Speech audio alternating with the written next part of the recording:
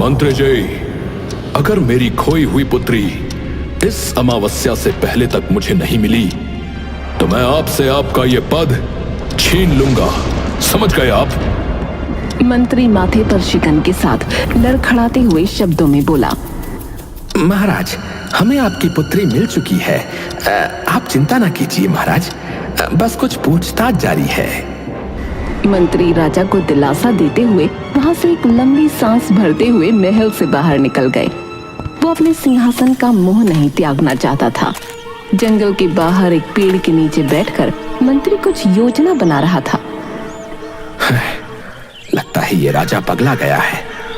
इतने वर्षों तक इसे अपनी कोई पुत्री याद नहीं थी और अब अचानक से इसको पुत्री की याद आ रही है। ऐसा करता हूं कि राजा को तो यह ज्ञात नहीं है कि कौन इसका असली रक्त है, तो किसी भी गांव की लड़की को पकड़कर इसकी पुत्री बना दूंगा। कम से कम मेरा मंत्री पद तो बचा रहेगा। हाँ।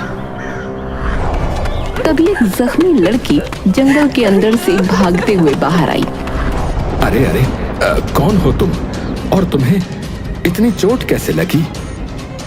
वो लड़की कुछ न बोल सकी और वहीं पर बेहोश हो गई। मंत्री उसे वैद्य के पास लेकर गया। उसका इलाज हुआ और कुछ समय बाद उसे होश भी आ गया। मेरे पिताजी, वो मेरे पिता हैं, मुझे उनसे मिलना है। पिता? कौन है तुम्हारे पिता? मैंने भविष्यवाणी सुनी है। उन्होंने कहा कि इस अमावस्या वाले दिन मेरे पिता की जान जाने वाली है। मुझे उन्हें बचाना ही होगा। मैं उस अमृत के बारे में जानती हूँ। ये सब सुनकर मंत्री का दिमाग घूम गया। किसकी पुत्री हो तुम? राजा वीरेंद्र सिंह, मुझे उनसे मिलना है। आंखों पर दबाव के साथ मंत्री लड़की को घूरने लगा। उसका नाम पता कुछ ना जानते हुए मंत्री उस पर फौरन यकीन करते हुए उसे राजा के पास ले गया। मेरी बच्ची, तुम बिल्कुल अपनी माँ की जैसी दिखती हो। आज पहली बार मिली हो मुझे। और ये क्या, इतनी बड़ी हो गई हो? आपको कैसे पता कि मैं आपकी बेटी हूँ? एक ही नजर में आपने मुझे कैसे पहचाना? मैं अपने ही रक्त को कैसे नहीं पहचानूंगा? वो काली रात मैं कैसे भूल सकता हूं पुत्री, जब दुश्मन तुम्हें पैदा होते ही उठा कर ले गए थे। और अब जब तुम मुझे मिल ही गई हो तो मुझसे दूर मत जाना बेटी। मुझसे मिलने में इतनी देर क्यों लगा दी तुमने? मुझे लगा था आप मुझे नहीं पहचानेंगे, लेकिन पिताजी, मैं आपको कुछ बताना चाहती हूँ। मैंने जब से वो भविष्यवाणी सुनी है, मैं तब से ही आपसे मिलना चाहती हूँ। अमावस्या तक आपको जादुई तालाब के पास ले जाना होगा पिताजी। जादुई तालाब और भविष्यवाणी? तुम्हें इस बारे में किसने बताया? मुझे एक सपना आया था। एक आवाज ने कहा, पुराने श्राप के कारण राजा वीरेंद्र सिंह की मौत अमावस्या वाले दिन होने वाली है। मेरा दिल बहुत घबराया, इसलिए मैं आपके पास चली आई। पर मैं जानती हूँ कि जादुई तालाब के अमृत को पीने से आपकी जान बच सकती है, और सिर्फ वही है जो आपकी जान बचा सकता है। उस जादुई तालाब तक जाने का मार्ग, वो अमृत हासिल कैसे होगा? वो तालाब किस दिशा में है? पिताजी, एक जंगली लुटेरा है, कंतारा। आज तक किसी के हाथ नहीं आया, पर अगर वो हमारे हाथ लग जाए तो वो हमारे बहुत काम आ सकता है। उसके पास एक ऐसा नक्शा है जो दुनिया के हर कोने तक ले जाता है। जहाँ भी हम जाना चाहते हैं, उस नक्शे में अपने आप ही रास्ता बनता जाता है। हमें उसे ढूंढना होगा। हमारा आदेश है कि लुटेरे कांतारा को ढूंढा जाए, और जब तक वो मिल नहीं जाता तब तक किसी को विश्राम की आज्ञा नहीं है। पूरे राज्य में उथल पुथल हो गई। राजा का अपनी बेटी को बिना किसी सवाल जवाब के ही अपना लेना जनता के लिए संदेहजनक था, लेकिन राजा के आगे कोई क्या ही बोल सकता था। सारे सैनिक कंतारा लुटेरे को ढूंढने निकल पड़े। कंतारा बहुत ही चालाक लुटेरा था, वो सब जानता था। वो राजा की नई बेटी सितारा को भी अच्छे से जानता था। ऐसा लग रहा था कि मानो वो सैनिकों के चंगुल में खुद ही फंस गया हो, क्योंकि उसे पकड़ना इतना आसान नहीं था। अंततः तुम मुझे मिल ही गए कांतारा। बहुत चर्चा सुनी थी तुम्हारे विषय में। बताओ, क्या खाओगे या कुछ पियोगे? महाराज, मेरे हाथ की हथकड़ियां खोल दी जाएं। मैं आराम से बैठकर आपसे वार्तालाप कर लूंगा। राजा सैनिकों को इशारा करता है, जिसके साथ कंतारा की हथेलियों को आजाद किया गया। क्या चाहते हैं आप मुझसे और क्यों पकड़ा है आपने मुझे? मैं तुम्हारे प्रश्नों का उत्तर दूंगा, परंतु क्या तुम उससे पहले मेरे प्रश्नों का उत्तर दोगे? क्यों फंसे हो तुम मेरे चंगुल में? तुम बहुत ही चालाक हो और इतनी आसानी से तो तुम किसी के भी कब्जे में आने वाले लगते नहीं। तो बताओ मुझे कि तुम्हें क्या चाहिए बदले में? पहले मेरे प्रश्न का उत्तर दीजिए। मैं जानता हूं कि तुम सितारा के पीछे पीछे यहां आए हो, और यह भी जानता हूं कि जंगल में किस तरह तुम दोनों एक साथ रहा करते थे, लेकिन एक दिन तुमने उसे छोड़ दिया। क्रोध, बहुत क्रोध भरा है उसके अंदर तुम्हारे खिलाफ, इतनी आसानी से नहीं जाने वाला। और मुझे यह ज्ञात है कि आपने मुझे यहां पर मेरे इस मानचित्र के लिए पकड़ा है। इसका मार्ग ही आपको जादुई तालाब तक ले जाएगा, क्योंकि मृत्यु से भय तो सबको ही लगता है। अति उत्तम, अति उत्तम। मुझे तुम्हारा यह अंदाज पसंद आया। अब मुझे यह बताओ, क्या तुम सीधी तरह मुझे उस जादुई तालाब तक पहुंचाओगे या फिर मुझे टेढ़ा मार्ग अपनाना होगा? आपको ऐसा क्यों नहीं लगता कि मैं उस जादुई तालाब तक अकेला पहुंचने के बाद अमृत स्वयं ही पीकर अमर हो जाऊं? क्योंकि यदि तुमने ऐसा कुछ किया तो उसके बाद मैं तुम्हारी प्रेमिका सितारा की जान ले लूंगा। बिल्कुल सही सुना तुमने। और ये सुनते ही तुम्हारे माथे पर पसीना देखकर मुझे अच्छा लगा। यह भय का संकेत है। इसका अर्थ है कि तुम्हारी कमजोरी मेरी पुत्री सितारा है। अब जब तक तुम मुझे जादुई तालाब तक नहीं ले जाओगे, तब तक उसके प्राण मेरे कब्जे में रहेंगे। और हंसते हुए राजा वहां से चला गया। कितना नीच आदमी है। भला अपनी पुत्री की जान लेने की बातें कोई करता है क्या? इतनी में सितारा वहां दाखिल हुई। एक बाप और बेटी का रिश्ता तुम क्या जानोगे? तुम तो अनाथ हो ना। अच्छा, तो तुम अचानक से अब राजा की पुत्री बन गई। इतने वर्षों तक क्यों नहीं बताया आपने मुझे राजकुमारी जी? मानना पड़ेगा, बहुत चालाक हो तुम। जंगलों से सीधा राजमहल में आ पहुंची और आते ही मुझे भी फंसा दिया। बदला लेने का अच्छा मौका ढूंढा है तुमने। तुम्हें लगता है कि मैंने झूठ कहा, पर मेरा यकीन करो, वीरेंद्र सिंह सच में मेरे पिता हैं। मैं तुम्हें भली भांति जानता हूं, तुम बहुत ही झूठी हो। तुमने यहां स्वयं आकर महाराज को कोई भी कथा सुनाई और ये राजा मान गया कि वो तुम्हारा पिता है। और अगर तुम सच कह रही हो तो आज से पहले क्यों नहीं आई तुम यहां पर अपने पिता के पास? बोलो। क्योंकि मुझे लगता था कि वो मुझे पहचानने से इनकार कर देंगे। तो अब कौन सी जादू की छड़ी घुमा दी तुमने जो वो बूढ़ा महाराज मान गया? अब उन्होंने मुझे ढूंढने की कोशिश की, इसका मतलब वो जानते थे कि मैं जिंदा। बात तो सत्य है। तुम्हारे जन्म लेने के 20 वर्षों के बाद उन्होंने तुम्हें ढूंढना चाहा। लगता है कोई बहुत ही बड़ा मतलब छुपा है इसके पीछे। उस रात जब दुश्मन तुम्हें उठा कर ले गए थे, तब उन्होंने पीछा क्यों नहीं किया तुम्हारा? बोलो। अपना मुंह बंद रखो, मुझे बातों में फंसाने की कोशिश मत करना। इस बार मैं तुम्हारी बातों में नहीं आऊंगी। कल सुबह तैयार रहना, हमें जादुई तालाब की खोज में निकलना है। कंतारा भी जादुई तालाब तक जाना चाहता था, वो पूरी रात अपने नक्शे का रास्ता याद कर लेता है। अगली सुबह होते ही सैनिक कंतारा को बंदी बनाकर अपने साथ ले आए। बताओ किस दिशा में जाना है? उसके बाद कंतारा जैसे जैसे रास्ता बताता सभी लोग उसी दिशा में आगे बढ़ते रहते।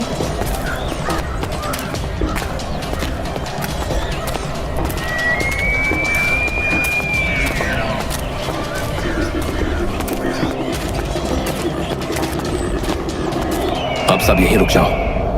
यहां पर आगे एक बहुत ही बड़ी खाड़ी है। हम में से किसी को नीचे जाकर चांदी की दोनों प्यालियां लेकर आनी होंगी। कौन सी चांदी की प्यालियां? सितारा, तुमने अपने पिताश्री को कुछ बताया क्यों नहीं? 2 चांदी की प्यालियां हैं, उन्हें ढूंढना होगा। जब हम जादुई तालाब के पास पहुंचेंगे तब उनमें से एक प्याली के अंदर अमृत और दूसरी के अंदर सिर्फ सादा पानी होगा। अमृत जो भी पिएगा उसे सादा पानी पीने वाले की उम्र लग जाएगी। परंतु इस खाई में तो मैं नहीं कूदने वाला। हम दूसरे रास्ते से जाएंगे। परंतु हमारे पास इतना समय नहीं है। कल रात अमावस्या की रात है। भविष्यवाणी के अनुसार कल ही मुझे दिल का दौरा पड़ेगा। राजा फौरन अपनी बेटी के गले पर चाकू रख देता है।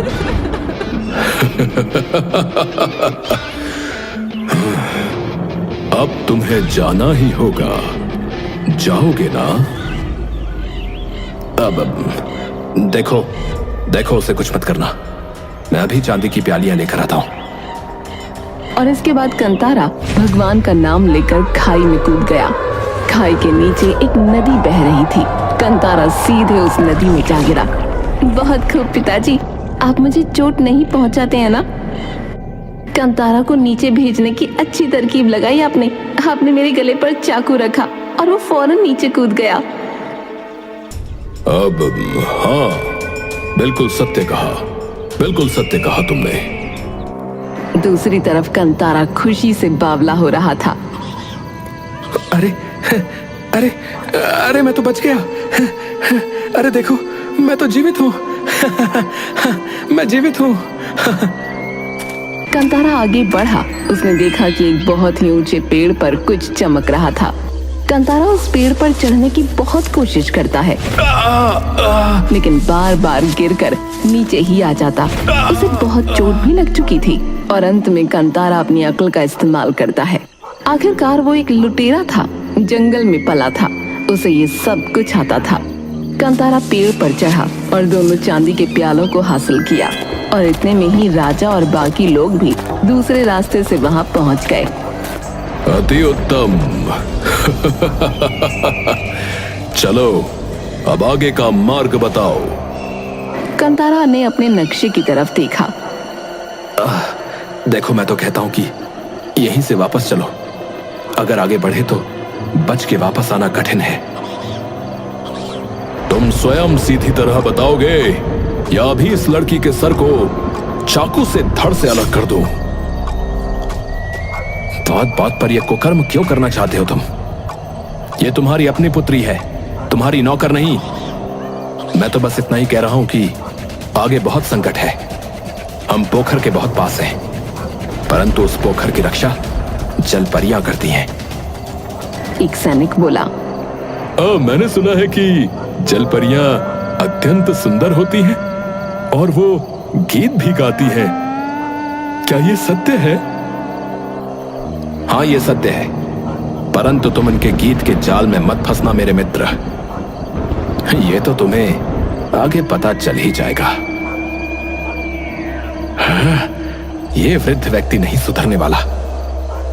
लगता है ये इसका सौतेला पिता है। तुम तालाब के पास जाते हो या नहीं? हाँ, जा रहा हूँ, पोखर के पास जा रहा हूँ।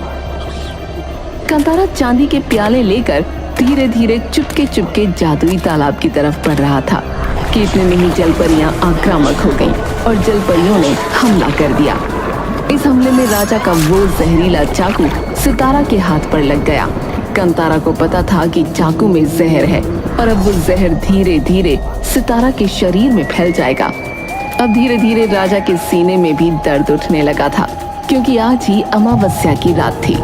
भविष्यवाणी के अनुसार आज ही राजा श्राप से मारा जाएगा।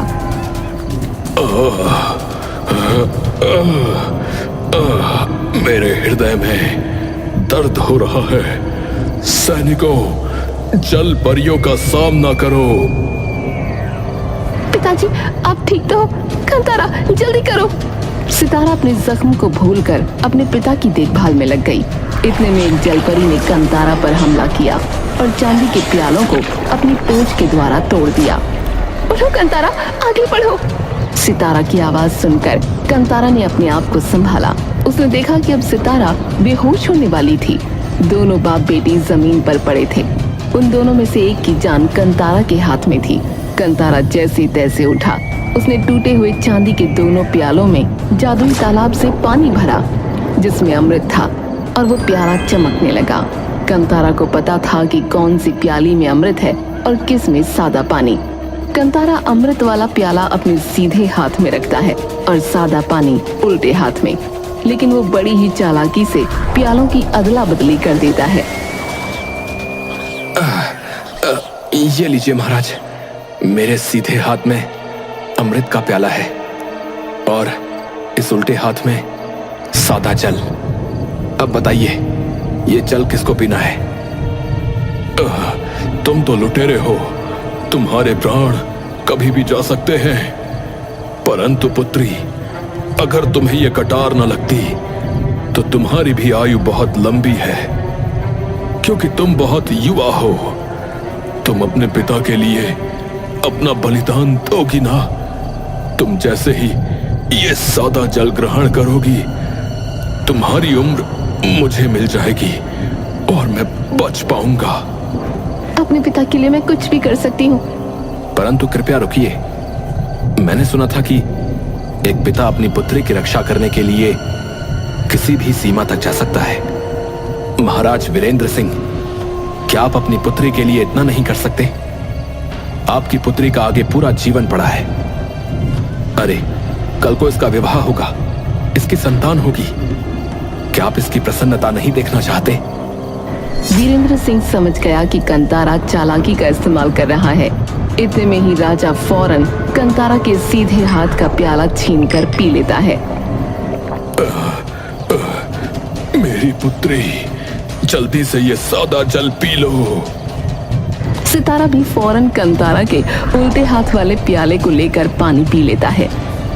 ओह, लगता है मुझसे भूल हो गई। मुझे लगता है कि अमृत वाला प्याला मेरे उल्टे हाथ में था और सादा जल मेरे सीधे हाथ में। तो मेरे विचार से महाराज, बधाई हो, आपने अपनी पुत्री के प्राण बचा लिए। ये सुनते ही राजा उठा और अपनी तलवार निकालकर कंतारा की तरफ आने लगा, लेकिन इतने में ही जादुई तालाब की लहरें आईं। लहरों ने राजा को जकड़ लिया और राजा को अपने साथ बहा कर ले गईं। राजा का शरीर अब जादुई तालाब की आहुति बन चुका था, जिसके साथ सितारा के हाथ का जख्म बिल्कुल ठीक हो गया और सारी जलपरियां वापस से जादुई तालाब के अंदर चली गईं। सारा माहौल फिर से पहले की तरह शांत हो गया। ये क्या किया तुमने? तुमने मेरे पिता की जान ले ली, फिर से धोखा दिया तुमने मुझे। होश में आओ सितारा, मैंने तुम्हारी जान बचाई है। क्या तुम्हें ऐसा लगता है कि वो तुमसे प्रेम करते थे? कदापि नहीं।